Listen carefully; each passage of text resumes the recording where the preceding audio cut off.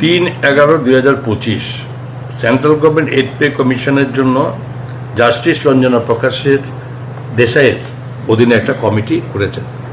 18 মাসের সময় দেওয়া হয়েছে তাদেরকে এই এইড পে কমিশনের রিপোর্ট সাবমিট করার জন্য।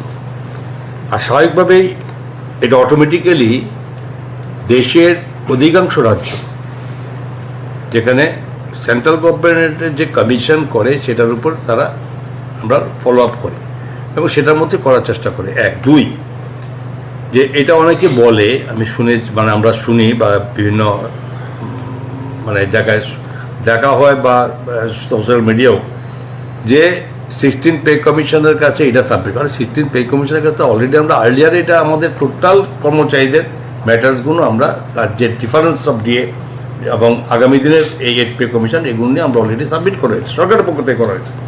এটা এর মধ্যেই করতে হবে না, অলরেডি ডান। তো স্বাভাবিকভাবে এটার জন্য আমাদের মাননীয় মুখ্যমন্ত্রী সময় সময়ে আমাদের মাননীয় অর্থমন্ত্রী আমাদের সীতারামনজির সঙ্গে কথা বলেছেন, প্রধানমন্ত্রীর সঙ্গে কথা বলেছেন। আমাদেরও এটা ইচ্ছা যাতে আমরা এটার সঙ্গে আমরা সামঞ্জস্য চলতে পারি, এতটুকু বলতে পারি।